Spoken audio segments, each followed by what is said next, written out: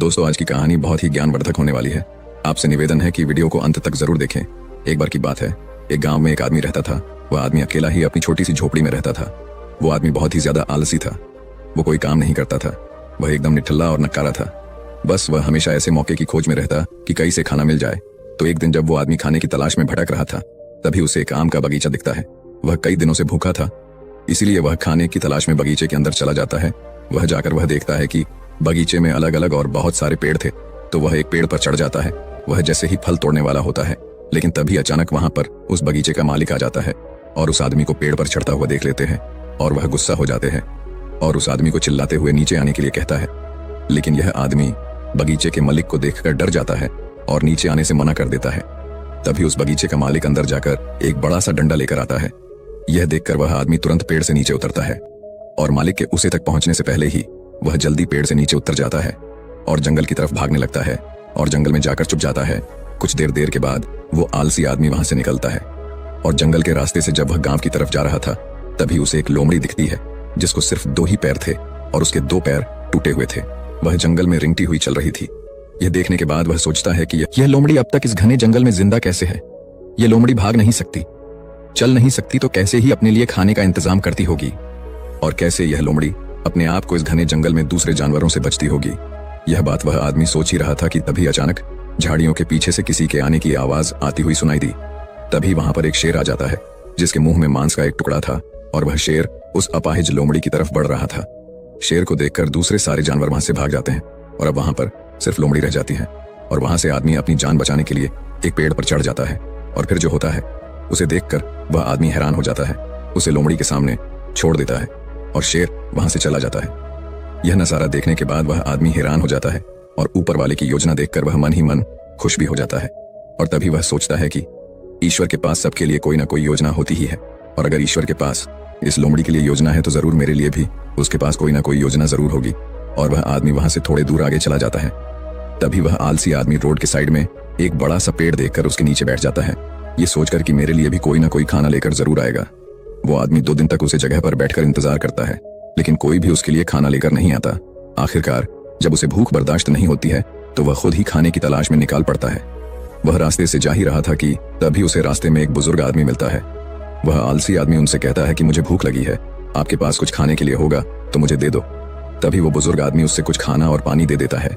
खाना खाने के बाद वह आदमी उन बुजुर्ग आदमी से कहता है कि मैंने 2 दिन पहले जो देखा आप उस पर विश्वास नहीं करेंगे। ईश्वर के पास मेरे लिए भी कोई ना कोई योजना जरूर होगी, लेकिन ईश्वर उस लोमड़ी पर अपनी दया दिखाई और मुझ पर नहीं, मेरे लिए कोई भी खाना लेकर नहीं आया। तभी उन बुजुर्ग आदमी ने मुस्कुराते हुए कहा, यह सच है कि ईश्वर के पास सभी के लिए कोई ना कोई योजना तो जरूर होती है और तुम्हारे लिए भी है, लेकिन तुमने उसे गलत तरीके से समझ लिया। वह तुम्हें लोमड़ी नहीं बल्कि वो तुम्हें उस शेर की तरह बनाना चाहता था।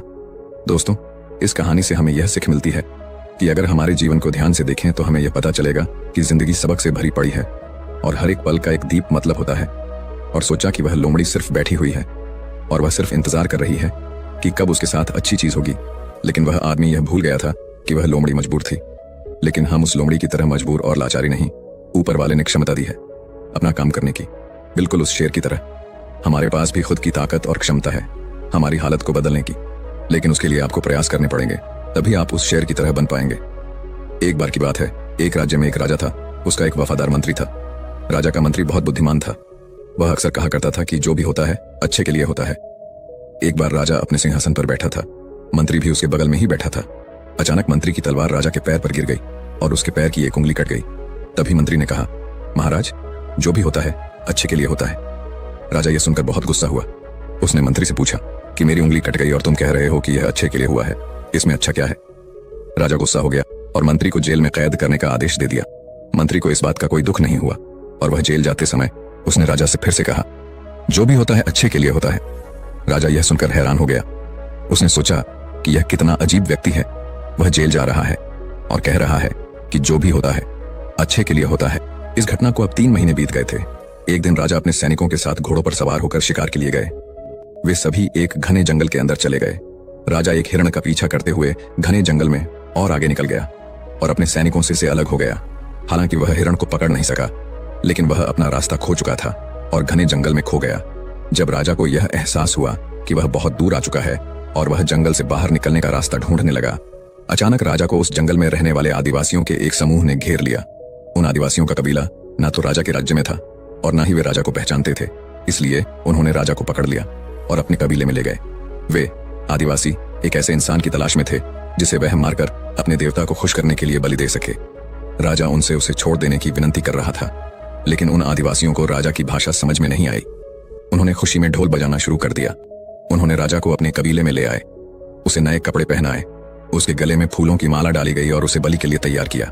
ठीक उसी समय जब वह राजा को मारने वाले थे, कबीले के मुखिया ने देखा कि राजा के पैर की एक उंगली कटी हुई है।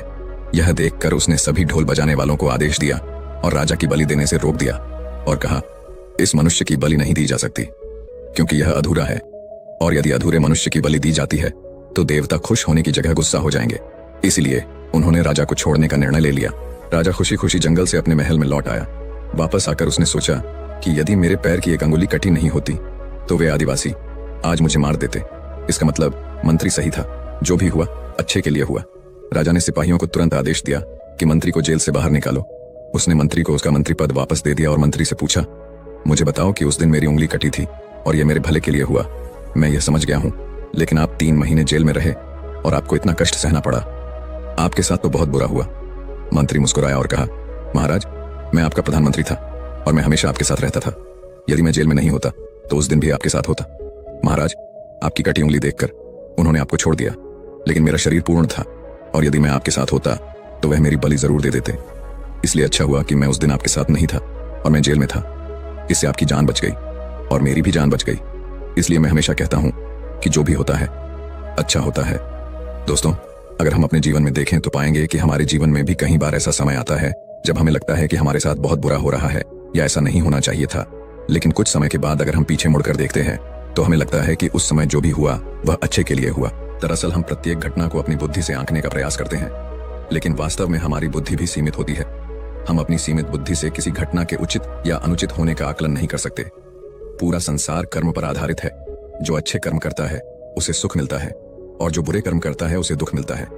इसलिए अगर आप किसी दुखद दौर से गुजर रहे हैं तो हमेशा याद रखें कि आपके बुरे कर्म कट रहे हैं और प्रकृति आपको आपके बुरे कर्मों का फल देकर हर समय उन्नति की ओर ले जा रही है। यह सृष्टि हमारे दुश्मनों द्वारा नहीं बनाई गई है, इसलिए इस दुनिया में कुछ भी गलत नहीं हो सकता। इसलिए अपने दिमाग से यह ख्याल निकाल दीजिए कि आपके साथ कुछ बुरा हो सकता है, और हमेशा याद रखिए कि कभी कभी जो भी होता है अच्छे के लिए ही होता है। दोस्तों, आपने आज के इस वीडियो से क्या सीखा वह मुझे आप कमेंट में बता सकते हैं। इसी के साथ में उम्मीद है कि आपको आज की वीडियो पसंद आई होगी, तो इस वीडियो को उस इंसान को शेयर करें जिससे ये कहानी सुनने की जरूरत है, और उसी के ठीक बाद चैनल को सब्सक्राइब करें। तो चलिए फिर मिलते हैं ऐसी एक और नई वीडियो में एक नए मैसेज के साथ।